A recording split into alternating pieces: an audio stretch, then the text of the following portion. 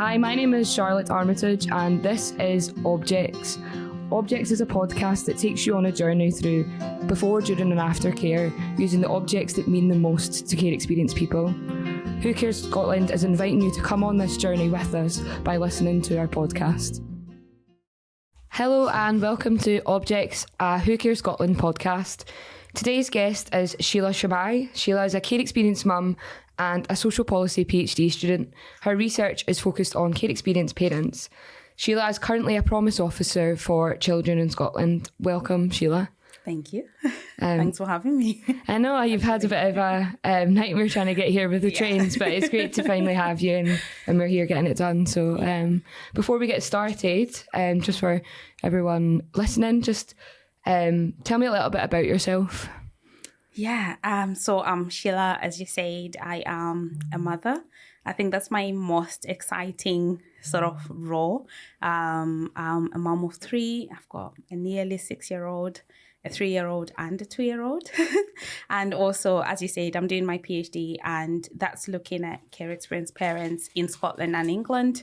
And yeah, I recently started as the promise officer for children in Scotland.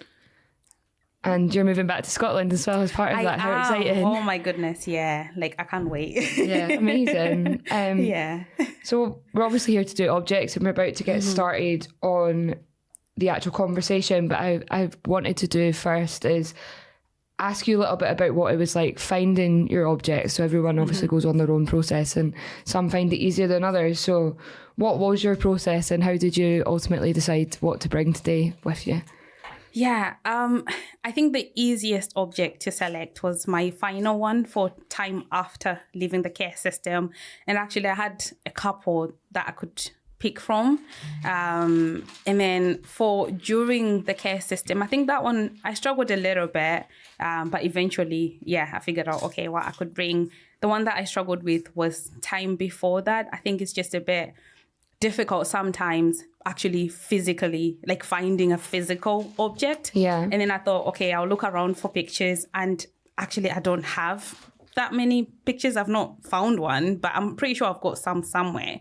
But it was just a struggle to try and find something. And actually, I think for me, the question that I was asking myself was, whatever object I'm going to find, what story do I want to tell for before going into the care system? Yeah. And I think I'm still figuring it out. I'm not quite sure what to say about it. So yeah, it was a bit of a struggle picking. Yeah. And that's like a very candid reflection actually, because it's not an easy process to pinpoint objects that replicate or stand for every single moment of your life, essentially. Exactly. That's a really a tough conversation to be having with yourself. So yeah, thank you for sharing that. And I suppose that's a good caveat into trying to figure out what that story is and what you're wanting to tell us today. So can you tell us a little bit about what objects you did settle on and what that tells you a little bit about your time before care?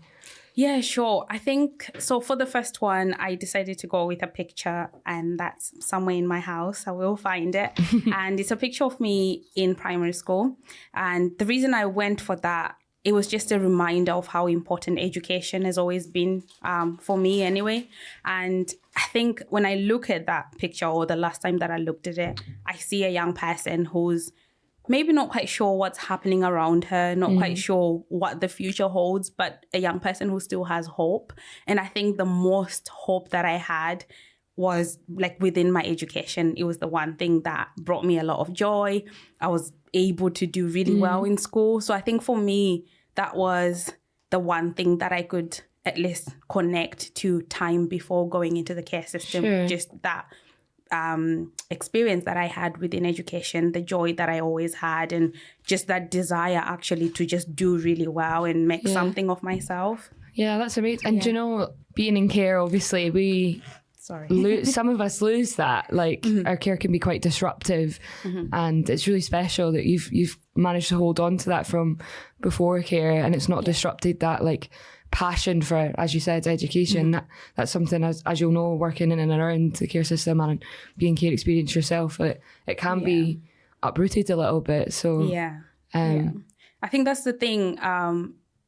I can't speak for everyone who's been in the care system, obviously, but I think something that I've seen that tends to be common among a lot of people who go through the care system is constant moves, so placement moves, so moving from place to place, and sometimes that comes with changing schools, having new friends, and just a lot of distraction around you as a young person who's also trying to navigate life, also trying to understand who you are as an individual, what matters to you, what you're passionate about, who you want to become in the future. And I think for me, as much as there was a lot that was going on, I think there was always a desire to hold on to something, to just cling on to something and feel like I had control. And I think the moment that I realized that if I apply myself and I just work as hard as I can, I was able to at least achieve something. Not always getting the perfect grades, no. Yeah. But I think each time that I realized that I could work hard and actually get something, it just brought me a little bit of satisfaction and felt like, well, no one can take this away from me. At least it's something that I can, that I'm responsible for and something that I can own like throughout life. Yeah. And like being taken into care is a process that happens to us. There's not an awful lot of control in our lives when that happens. So it sounds like even in that sort of period of change, you were still able to find something that you had control of. And that in itself as a child is really difficult. But to do that is in itself a massive achievement. When you were in this pre-care period, you talked about education as something that for you was about control and that sense of joy that you felt from it. Were you supported in education by your teachers then to sort of tap into that passion and for them to like encourage that passion to grow? I would say definitely there's one I can think of. I'm always talking about my guidance teacher. And I would say, she had a lot of faith, a lot of positive language to just offer me as and when, even during the difficult moments, particularly during my GCSEs and A-levels actually. But I just felt as though she went above and beyond what was expected of her as a guidance teacher in just encouraging me and not really pushing too much and putting a lot of pressure on me, but actually reminding me that when I do work hard, I am able to achieve something. And there were some teachers, other people have mentioned before, who maybe didn't think that I could get to where I wanted to go to. There was one in particular, I shared my dream of becoming a lawyer with them. And they were really shocked that I was actually considering that. And they just felt that I wasn't good enough. And they expressed that to me. They didn't even sugarcoat it. So I think for me, it was a mixture. There were some teachers who were really, really supportive. And equally, there were some who maybe just didn't think, I don't know, maybe looking at the young person that I was at that time, they just couldn't see me becoming whoever I was saying I desired to become. And I think actually reflecting back on that, I think maybe it's a lesson to learn that for young people that we are supporting, young people who may be going through difficult situations within, at home or wherever they're staying, whether it's a children's home or whatever type of placement, actually, that's not whatever we are seeing in that moment is not always a reflection of where their life is going to lead. Absolutely. And there's so much that a young person is still capable of doing. And I think that we lose nothing by encouraging that young person. Absolutely. Sorry, go ahead. I think what you're saying as well is kind of really pertinent to conversations that Hooker Scotland have had, and I'm sure many other organisations in this sector have had, is that sometimes it does just take that one key relationship, and if you can be that one person that could change a person's life, it change a care experienced child's life, then why wouldn't you take it? Exactly. And then for me as well, there's also something about checking that sort of unconscious bias that you maybe might have, and it's not necessarily a reflection on the child, but it's maybe you as a practitioner, your understanding of the situation and how that impacts how the child goes forward. And it's our duty as practitioners to manage that and be aware of that, right? Yeah, definitely. I agree. And I think now being a mom, I think I'm constantly thinking about my responsibility towards my kids. And actually, if my child is not doing well in school, I don't look at my child as being responsible for that, but actually I try and figure out what's going on in my child's life and try and work out what I can do as a parent, because actually in that moment, I'm the adult. So I should take more responsibility in supporting my child. And I think, yes, teachers, whoever, works with young people or supports care experience young people, I think, we can take that responsibility and do what we can. And I think part of that is also, communicating with other people around that young person's life. Yeah. And I think that's the role that my guidance teacher took. So there were a lot of conversations that I didn't have to go and explain my life story again, or explain what was going on, etc., etc. My guidance teacher took that role to at least help me navigate life even outside of school. So I think that was helpful. Really important. I think something that's happening a lot more, and you'll know this yourself as being involved in the Promise, is we're kind of moving towards a system that recognises that it takes a village to raise a child. And, it does. That starts at school, it starts in the social work relationships and all these this sort of lack of responsibility that's maybe been there in the system before. And it shouldn't just be up to an advocate, for example, to do this. It should be everyone in the child's life that's doing it. Exactly. So we kind of touched a little bit throughout that conversation about your time in care, and I think that's probably a good way to come into your second objects, which is your object representing your time in care. So please, tell us a little bit about your object. I can see it there. So so this is going to be my last one. That's okay. So my second one would have to be my Bible. I don't have the one that I had during my time in care, but I think sort of went back and forth again, trying to work out what object to pick for that. And I think the reason I chose my Bible is because when I went into care, I was confused about what was going on. I'd never heard about the care system before, or, being in a residential children's home. So when I went into care, I went straight into a children's home, and I lived with other young people. I obviously had a lot of stuff coming in and going, different social workers. So there was a lot that was going on. And I think now, in hindsight, when I reflect back on my time in the care system, I think that maybe the one thing that was consistent was my faith. And I think that in a way it helped me to maybe view my journey in a different way that I would have if I didn't have that faith. And I think at times it brought me hope when I didn't have that hope. So for me, for example, being in the care system, my journey was slightly different to other young people who maybe were born in Scotland or in the UK. So while being in a children's home, I still had to navigate the asylum seeking process. So knowing that you're in the country temporarily and there's no guarantee that you're going to be allowed to stay here permanently, that was really challenging for me. And also not even knowing how to navigate that system. Because you were a child, right? Like how were you expected to? So it was really difficult trying to do that. And then obviously, looking around even in the home and thinking, okay, I think from just looking around, my culture is different from everybody else. My experiences are different. The things that I was used to, they're completely different to everybody else. And everybody in the unit, they were very welcoming. So it's not as if I was treated any differently or there was anything negative that I specifically experienced. But I think I was aware that my experience was different to other young people within that unit. And as much as staff tried to support me around that, I think I still needed something else. And I think my faith for me, that was the thing. So just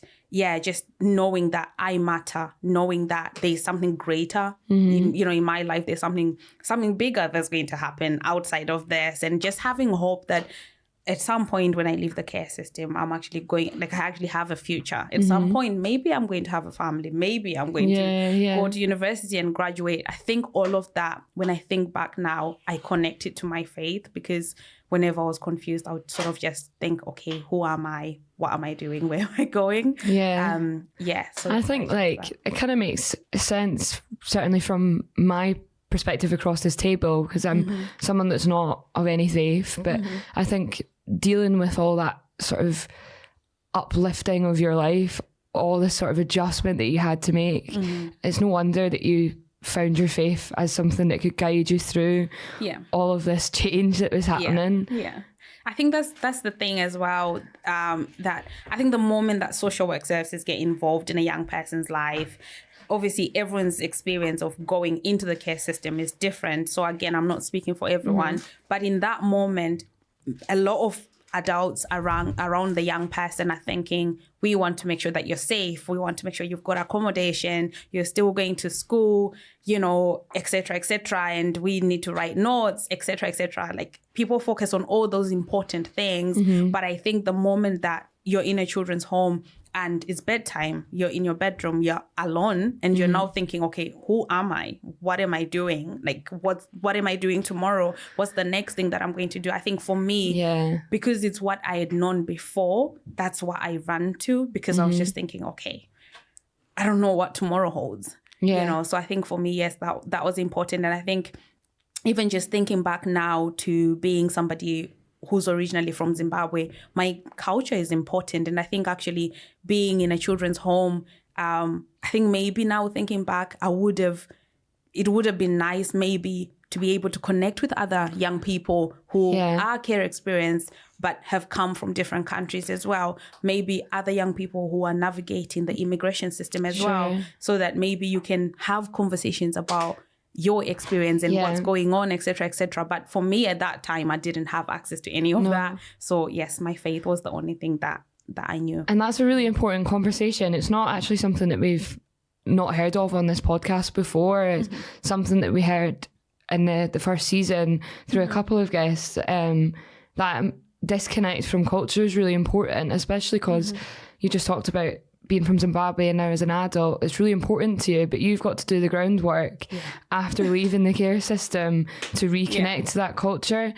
And you might disagree with that, but I would see this as a failure of the system, is making you have to do the work afterwards. You know, the system obviously can't get that like perfectly right, but they could put stuff in place to make that happen, so you don't have to go and do the picking up of the pieces when you become an adult, whilst not navigating everything else in the world, you know? Yeah, I would say I definitely agree. I think that there's still a lot that can be done. You know, it's difficult to get it perfect, like you said, but I think there's a lot that can be done. And I think sometimes as well, maybe what people may not know is that as a young person, yes, having come from Zimbabwe, when you then grow up and you're around your Zimbabwean friends, you're also trying to fit into that group as a young person who's now grown up in the care system.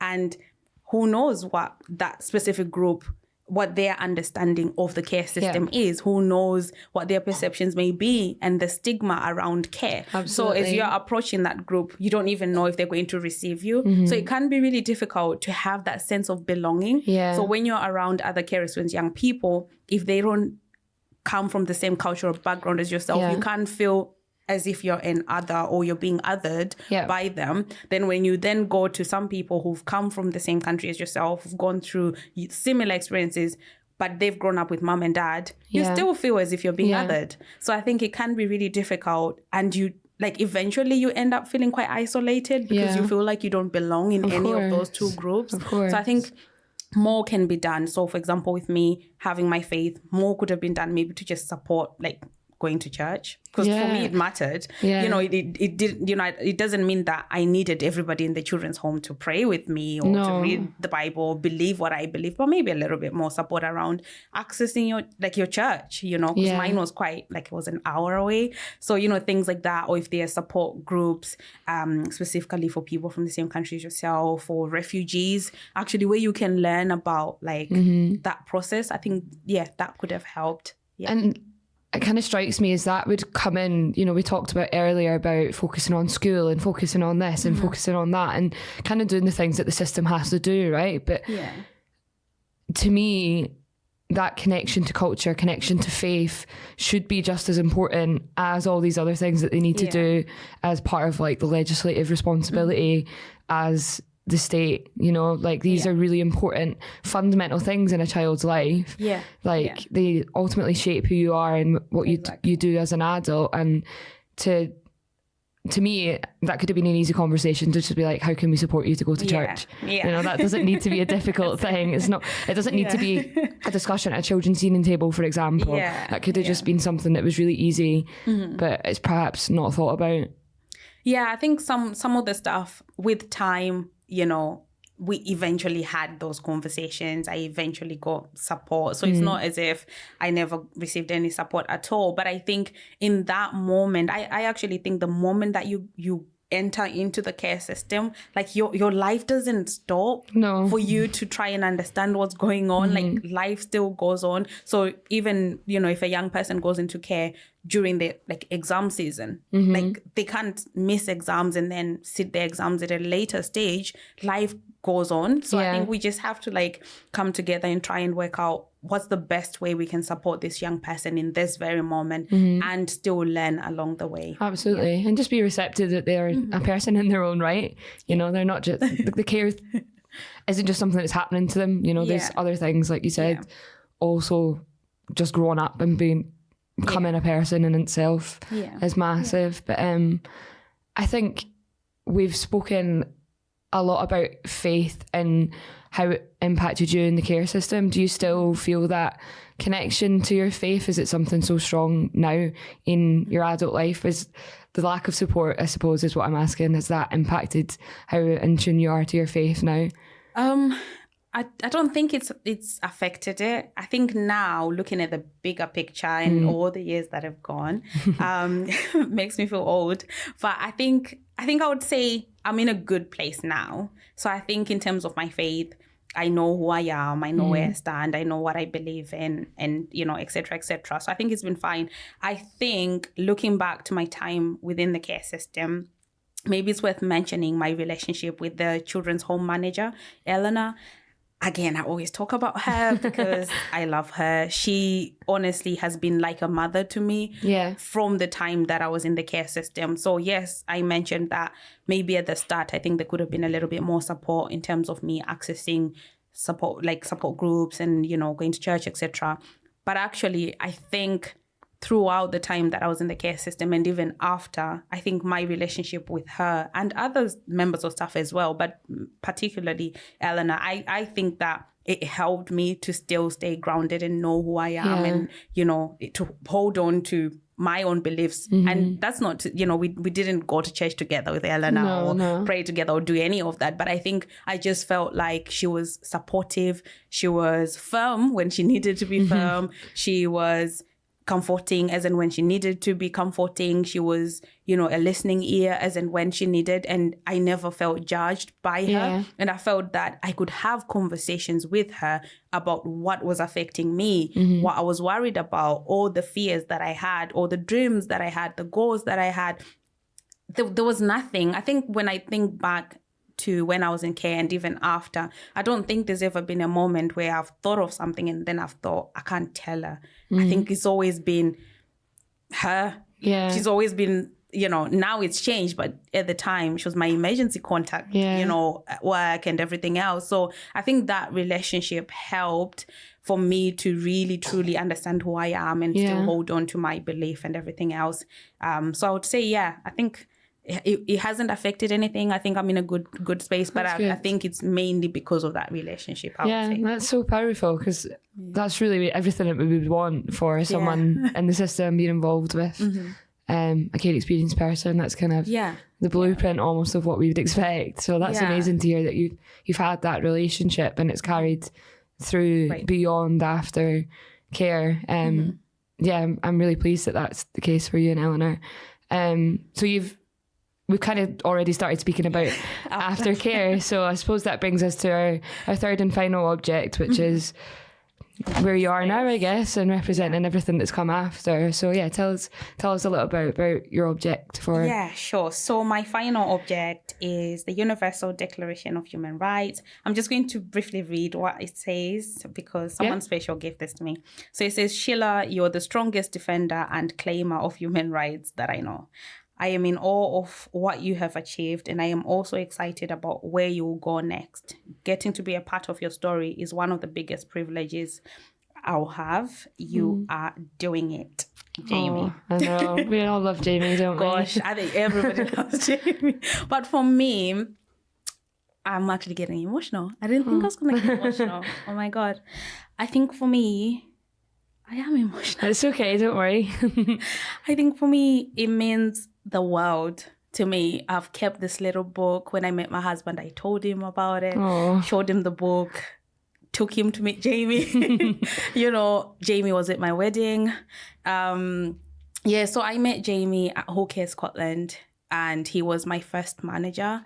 And I think it quickly evolved from being a manager to being a friend. Yeah, I can talk to that experience as well. It's amazing. Honestly, I think the biggest thing for me, when I think about this object or think about life after care, I think the first time that I sat down and spoke to Jamie, or one of our initial conversations, was around children and young people who are in the care system or who've been in the care system. How do they stand up for their rights or defend their rights when they don't know what they are? Mm-hmm. And I think for me, that was key, because whenever I would talk to Jamie about life before going into care, or even during, I would always tell him, it was fine, it was okay. Because I didn't know. I think I'd never sat down to think about my rights as a young person. Yeah. I'd never sat down to think about the fact that I was a child. Mm-hmm. I think I'd always thought, this happened, it happens to everyone, or maybe if somebody has treated you a certain way, but maybe they gave you a specific opportunity in life and I just felt like I owe them, or, I should be grateful. I can't complain about all this other stuff because they gave me this opportunity. But actually sitting down with Jamie, I think from the get-go, he was like, no, that's not on, and I think everybody who knows him knows, that the character, I think for me, is what I think of every time I see this. That character where a person can sit with you and actually tell you, no, you deserve better than this. Absolutely. You shouldn't have been treated like that.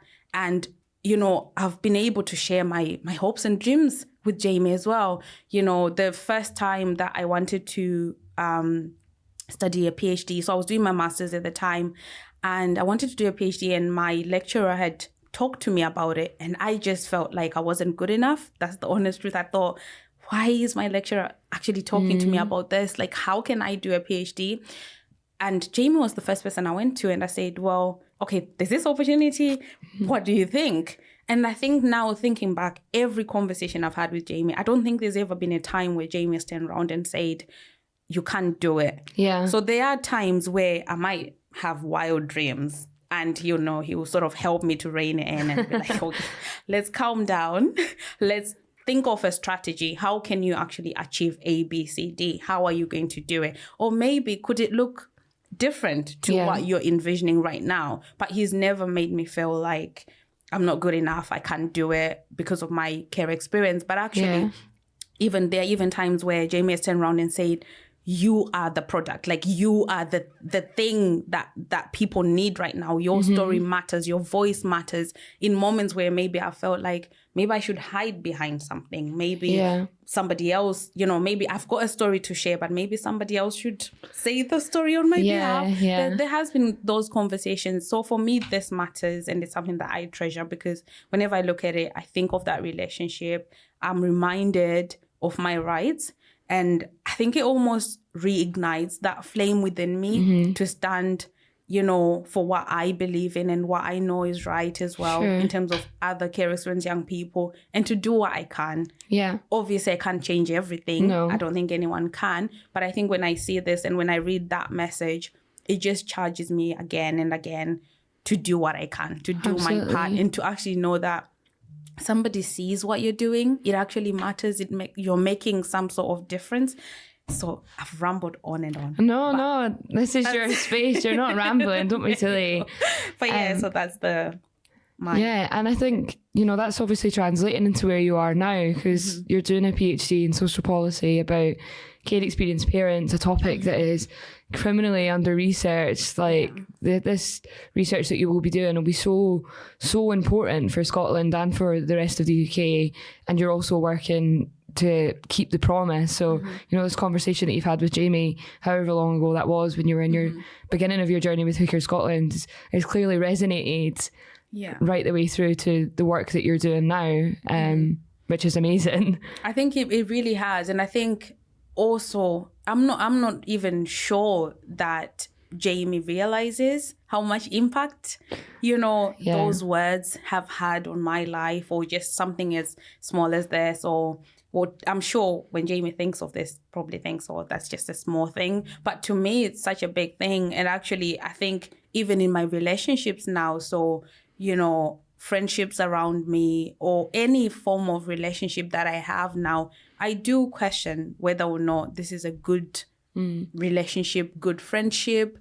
I question how I'm being treated. I question whether my voice is being heard. There are so many things that I question. And I think that now that when I look back at the young person before going into care, who was just accepting anything and everything, and even the young person just after going into care who was so lost, so confused, really unsure of, what was ahead, or really unsure of my future. And then I look at myself now, I don't have it all figured out, obviously. No one does. But I feel like I'm in a better place now. And I think the thing as well is like inspiring and encouraging you to do that on behalf of yourself as well. It's not just, Jamie doing all the work. You're very much taking on what Jamie has said to you, and you're pulling that forward into decisions that you've made in your own life. You're working, as I said, for the Promise Scotland and Children in Scotland, and you're doing a PhD. You've taken that on board yourself, and you're carrying it through yourself as much as Jamie being a pivotal relationship has been a spur to that. It's as much about who you are as an individual and the ability and the receptiveness, like separating what you just said of being that lost young person that you once was, hearing what Jamie has to say, but accepting it and actually believing it yourself is one thing. And then going out and doing it is another thing. Yeah. I think it takes time to get to that moment. I can't say it was instant. I think there were definitely a lot of times where I would actually question whether or not I could do whatever it was that I desired to do. But I think now I'm maybe in a place where I genuinely believe that if I don't know, whatever I desire to see in the lives of other care experienced young people. So whatever struggles that I had, obviously I don't want other young people to experience those struggles when they're going through their care journey or even after. And now doing my PhD and looking at care experienced parents, whatever I've experienced, despite the support that I've received, I still want to make sure that no one has to go through what I went through. So I think it's definitely a passion thing now where I'm not battling within myself and trying to figure out, am I good enough? Can I do this? It's now a case of, okay, what am I passionate about? What can I do about that? Yeah. And that's it. I think that's both sides of it is a recognition that like care experience is so very much lifelong, and it's not just the passion to try and do better for other generations that come after us, because I think that's actually a shared feeling for anyone that's been in care. I don't know anyone that's been in care that doesn't want to try and make the system better for themselves, but also doing it in a way that works out all the sort of lingering effects, or negative and positive, that care has on us as an adult. And I think that's very reminiscent of what you're talking about and where you're at now. So I think before we wrap up, I think it would be interesting to just hear a little bit about your research, because I don't think people know an awful lot about care experienced parents. It's something that Who Cares Scotland has talked about a lot, but I don't think in the wider sector it's out there. So I think it would be good to talk a little bit about what your research is before we come to an end of the episode. Sure. Yeah. So for my PhD, I am looking at care experienced parents in England and Scotland. So there are a couple of things that I'm doing. So I've been interviewing care experienced parents in the two nations. And I think I'm trying to work out whether the experiences are similar, because we know the level of support that care experienced young people receive in England compared to Scotland. There are some differences there. So I'm doing that. And I'm also interviewing corporate parents who've worked directly with care experienced parents. So that could be personal advisors, or anybody. So anyone who's specifically worked with a care experienced parent. And then I'm also doing a policy comparison between Scotland and England. So I finished I keep saying I've finished. I'm still open to interviewing other care experience parents. I'm a bit cautious of, sort of turning someone away. Yeah. But I've got a good enough number of interviews that I've done in terms of care experience parents. I am still interviewing corporate parents in Scotland. I think in England, I've definitely finished. I've interviewed quite a lot. Yeah. I don't think I can interview anymore. But in Scotland, I'm still open to interviewing other corporate parents who've worked with care experienced parents here in Scotland. And then I'm doing my policy analysis. And I think the main thing for me is trying to work out what happens when a young person realizes they're about to become a parent. Yeah. And actually, I'm looking even before that moment. So how is a young person prepared for parenthood? And then looking at the level of support that they receive during, that moment when they are waiting and they are aware that they're now going to become a parent. So in terms of my interviews, I've interviewed both. So existing research at the moment has looked at mothers mainly. Yeah. But I was quite interested in interviewing any parent. Sure. So I'm interviewing everyone. And looking at how they're supported during that journey, how they're supported in parenting. And there are a couple of theories that I'm looking at. So social capital, and basically that's looking at how much access you have and what form of social capital you actually have as a care experienced young person. And a lot of times, care experienced young people, they don't. It's not the same for everyone. But you don't normally have that village that we spoke about earlier on. And then looking at solidarity. So, for example, the government, when they take a young person and that young person goes into the care system, yes, the government or the state will look at the rights of that young person in that moment as a young person.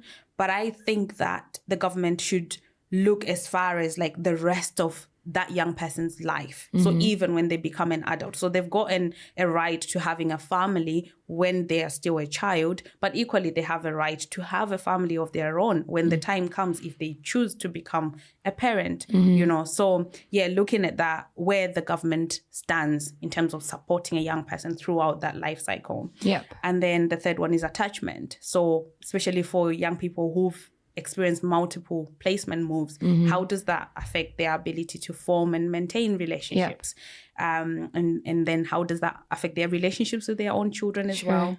So that's my research. I think that's really exciting. It was something that I was interested in and something that I've reflected on. I'm not a mother yet, but when you've been through the care system, your understanding of what it means to be a parent is different. Like that's just fundamentally a fact. And there's obviously no book to parenting, but understanding how to navigate in a system when you've been institutionalized and all these kind of things, and then the prospect of becoming a parent is inherently more difficult for people like you and I. So I just thought that was really important and people needed to hear that conversation. Thank you for that. So just to kind of wrap up, the sort of question that we've been asking for everyone at the end of the episodes would be, now that you've been on objects and you've gone through the process and have talked through your objects, if you were to, first of all, what was the experience like for you? Okay. And if you were to give advice to anyone else that was thinking about coming on the podcast, what would your advice be? Yeah, my advice, bring some tissues, definitely. No, jokes aside, I think I've definitely loved my experience. I think I would say, think about it and, within yourself, just like ask whether or not you're ready to share your story. And also work out how much of it you are comfortable sharing with everyone. And then I think, and then in terms of picking whatever objects that you're going to pick, I think pick what matters to you, because it's your story, it's your life, your experience. And maybe watch. So what I did was to watch other videos before, so other guests that you've had. I think that can help. So just watching and listening to other guests.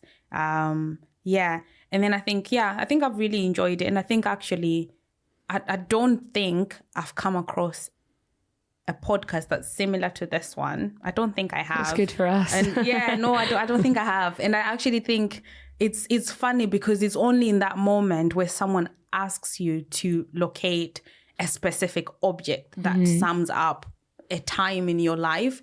And actually, I was thinking about the time that, like, for a lot of young people who maybe move from place to place and they have their stuff in bin bags and, you know, there's so much. When I was looking through my stuff, there's so much that I couldn't find, and I actually don't even know where it is. Yeah. I don't even know if somebody chucked it in the bin or, you know, because who knows, right? So I think, and then now, funny enough, being a mom, with my little ones, the 3 that I have, I know where all their stuff is. There's so much that I treasure, and my husband is always saying, do we need to keep this? Like, do we need all these pictures? Yes, even pictures, you know, I was looking for pictures that I could bring, but I was struggling. But actually now with my kids, I have so many pictures, and I think it's almost a case of having that fear that I might one day wake up and not have that. So it's like, no, let me just take another picture. Let me just take another one. Yeah. So yes, I've really loved it. And yeah, I think just figure out what you're comfortable sharing. And yeah, if you feel ready to share your story, then definitely do it. Brilliant. I think that's amazing advice to finish up on. I've really enjoyed having a conversation with Shilla. It's been an absolute pleasure to meet you. So thank you so much for coming on. Thank you. It's been lovely meeting you as well.